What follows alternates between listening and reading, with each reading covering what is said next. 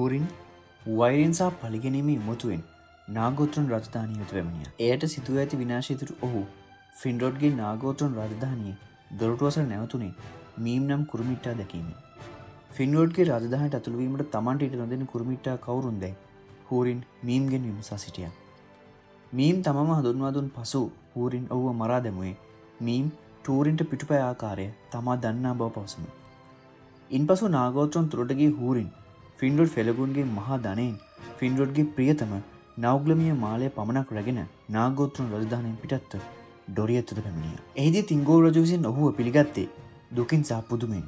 නමුත් හූරින් නෞග්ලමිය මාලය තිංගෝල්ගේ දෙපා අසලට විසිකර ඔහුට පැවසුවේ තම දරුවන් සහ බිරිඳ රැකබලා ගැනීම වෙනුවෙන් ගාස්තු ලෙස තබා ගන්නා ලෙසයි. ඒ නෞග්ලමිය මාලය බව හඳුනාගත් තිංගෝල් තම කෝපය මැඩපවත්වා ගනිමින් හූරින්ගේ අපහාසය අසා සිටි ඔහු කෙරේ තිබූ අනුකම්පාව නිසා. නමුත් මෙලියන් හූරින්ට පැවසුවේ තිංගෝල් විසින් හූරින්ගේ පවුල ඉතාමත් ගෞරවයෙන් සහ ආදරයෙන් රැකබලාගත් බවයි. හූරින් මෝගෝත්ගේ වදන් වලින් මුලා වී ඇති බවත් ඇය පැවසුවා. මෙලියන්ගේ රැකවැළල්ලෙන් ආරක්ෂා වී ඇති ඩොරියත් රජධානියේ අඳුරු බලවේග නොමැති බවින් ඇයගේ දැස දෙස බැලූ හූරිට සත්‍ය වැටහුණා. ඔහු තිංගෝල්ගේ දෙපා ළඟින් නෞග්ලමිය මාලය රැගෙන ඒ ඔහුට පිරිනැමුවේ ත්‍යාගයක් ලෙසින්. තවදුරටත් මෝගෝත්ගේ සිරකරුවෙකු නොවන බව වටහාගත් හූරින් ඩොරියත් වෙතින් පිටත්ව ගියේ නැවත කිසිවෙකුගේ නෙත නොගැටෙමින්. සමහරු පවසන්නේ ඔහු බටහිර සාගරයට පැන දිවි හානි කරගත් බවයි. නෞග්ලමිය මාලයගත් තිංගෝල් එයට බෙරෙන් සහ ලුතියන් රැගෙන සිල්මරිලෝ සවිකර තම ගෙලෙහි පැළඳ සිටීමට තීරණය කර. එම කාලේ නෝගෝඩ්රි ඩුවෝෆොරුන් විශාල ප්‍රමාණයන්කින් තම සංචාරයන් අතරතුර තිංගෝල්ගේ මෙනිගෝත් රජධානිය වෙත පැමිණ විවේක ගැනීම සිදු කළ. තිංගෝල් ඔවුන් වෙත තම අරමුණ පැහැදිලි කළ විට ඔවුන් තිංගෝල් වෙනුවෙන් නෞග්ලමිය මාලයට සිල්මරිලෝ ඔබ්බවා එය නවමු ලෙස සකස් කළා. අවසානයේ තම ගෙල බලඳා ගැනීමට තිංගෝල් එය අතටගෙන එසවූ විට එහි නොගෙනී හැකි මාණික්යන්ගෙන් සිල්මරිලුවේ ආලෝකයේ පරාවර්තනය වුණේ වර්ණවත් ආලෝක ධාරාවමයි. මේ දුටු ඩුවෝෆරුන්ට සිල්මරිලුව සහිත මේ නෞග්ලමිය මාලයට විශේෂයෙන් රශ්මිය විහිද වූ මධ්‍යම පෘථිවි විශේෂ නිර්මාණයක් වුණු සිල්මරිලුවට ආශාවක් ඇති වුණා. සැබෑවටම මේ නෞග්ලමිය මාලය ෆින්රොඩ්ට සාදා දී තිබුණේ ඩුවෝෆරුන් විසින්. එවිට සිල්මරිලුවට ආශාවක් ඇති වූ කුරුමිට්ටන් තිංගෝල්ගෙන් එය රැගෙන පැවසුවේ තම මුතුන් මිත්තන් එම මාලය නිර්මාණය කර තිබුණේ ෆින්රොඩ් ෆෙලගුන් සඳහා බවයි. ඔහු දැන් මියගොස් ඇති නිසා නාගෝත්‍රොන්ඩි අන්ධකාරයෙන් ඒ සොරාගත් හූරින්ගෙන් ත්‍යාගයක් ලෙස ලද තිංගෝල් හට ඒ පැළඳීමට අයිතියක් නොමැති බව කුරුමිට්ටන් පැවසුවා. නමුත් සිල්මරිලුව කෙරෙහි කුරුමිට්ටන්ගේ සිතේ ඇති වූ ආශාවදුරු තිංගෝල් ඔවුන්ට අපහාස කළේ තමන් කුයියේනෙන් හි තම දිවිය ඇරඹුවේ කුරුමිට පියවරුන් අවදවීමට වසර ගණනාවකට පෙර බවත් තමන්ට අනකිරීමට කුරුමිට්ටන්ට අයිතියක් නොමැති බවත් පවසමින්. එවිට කෝපයට පත් කුරුමිට්ටන් තිංගෝල් රජුව මරා දමනවා.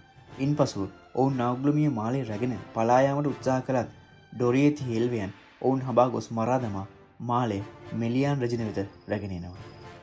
එල්වියන්ගෙන් පලා නෝගෝඩ් නැත පැමිණි කුරුමිට්ටන් දෙදෙනෙකු පැවසුවේ තිංගෝල්ගේ අනින් තම පිරිස මරා දැමුව බව. ඒ ඇසූ නෝගෝඩ්රි කුරුමිට්ටන් විශාල සේනාවක් ඩොරියත් වෙත පිය නැගුවේ බෙලෙගෝස්ටි කුරුමිට්ටන්ගේ අවවාද පවා නොතකමින්. තිංගෝල් රජුගේ දේහය අසල නිහඬව සිටි මෙලියන්ගේ බලය සෙමින් සෙමින් ඩොරියත් වෙතින් ඉවත් වන්නට වුණා. එස්කල්ඩුයින් ගංගාව පවා වෙනස් වුණේ ඩොරියත් රාජධානිය සතුරන්ට විවෘත වෙමින්. මාබ්ලුන්හට පමණක් කතා කළ මෙලියන් රජින බෙරෙන් සහ ලුතියන් වෙත පණිවිඩයවා මධ්‍යම පෘථිවියෙන් පිටත් වී බටහිර සාගරය තරණය කර වැලාල්වරුන්ගේ රජධානිය වෙත ගොස් ලෝරියන්ගේ උද්‍යානයේ කාලය ගත කළේ තම සංවේගී නිවා ගැනීමටයි. ඩොරියත් රජධානිය ආක්‍රමණය කළ කුරුමිට සේනා මාබ්ලුන් මරා දමා නෞග්ලමිය මාලය රැගෙන නැවත නෝගෝඩ්ට පැමිණෙමින් සිටියේදී ඔවුන්ගේ දැසට හසු නොවූ පිරිසක් අතින් ඝාතනය වුණා. එම පිරිස වෙන කවුරුත් නොවේ බෙරෙන් සහ ඔහුගේ පුත් ඩියෝර් අතුරු ඔසිරියන්හි හරිත එල්වියන් පිරිසයි. නෝගෝඩ්රි කුරුමිටි අධිපතිව තමන් අතින්ම මරා දැමූ බෙරෙන් නෞග්ලමිය මාලය ගෙලියොන් ගංගා දියෙන් පිරිසිදු කර ලුතියන් වෙත රැගෙන ආවා. ඇය පැළඳ සිටි කල වැලාල්වරුන්ගේ රජධානියෙන් පිටත සුන්දරම ආලෝකමත්ම සරුසාරම් ප්‍රදේශය වූයේ බෙරෙන් සහ ලුතියන් ජීවත් වූ ප්‍රදේශයයි. එය මලවුන්ගේ හා ජීවත්ව සිටින්නන්ගේ දේශය ලෙස හැඳින්වුවේ. තම බිරිඳ සහ දරුවන් තිදෙනා සමග මෙනිගෝතුත පැමිණි බෙරෙන්ගේ පුත් ඩියෝර්ව එහි විසූ සින්දාර් එල්වයන් විශාල ප්‍රීතියකින් පිළිගත්තා. එක් රාත්‍රියක මෙනිගෝතුත පැමිණි ඔසරියන්නේ එල්වේකු ඩියෝ රජුට නෞග්ලමිය මාලය ලබා දුන්නේ ලුතියන් මියගොස් ඇති බවට අඟවමින්. මන්ද පඬිවරුන්ගේ අදහස වුණේ ලුතියන් ඒ පැළඳ සිටීම මනුෂ්‍ය භූමීන්ට දරාගත නොහැකි තරම් ආලෝකමත් බැවින් බෙරේන්ගේ සහ ලුතියන්ගේ අවසානය එයින් ඉක්මන් වූ බවයි.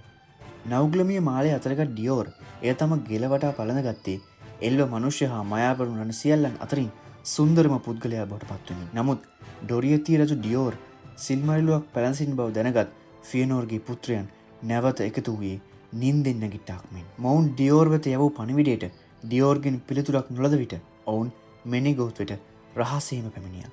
ඩියෝර්ගේ අතින් ෆේනෝර්ගේ දරුවන් වූ කෙලෙගෝම් කුරුෆින් සහ කරන්තිය ඝාතනය වුවත් ඩියෝර් සහ ඔහුගේ බිරිඳද එම සටනේදී ඝාතනයට ලක් වුණා.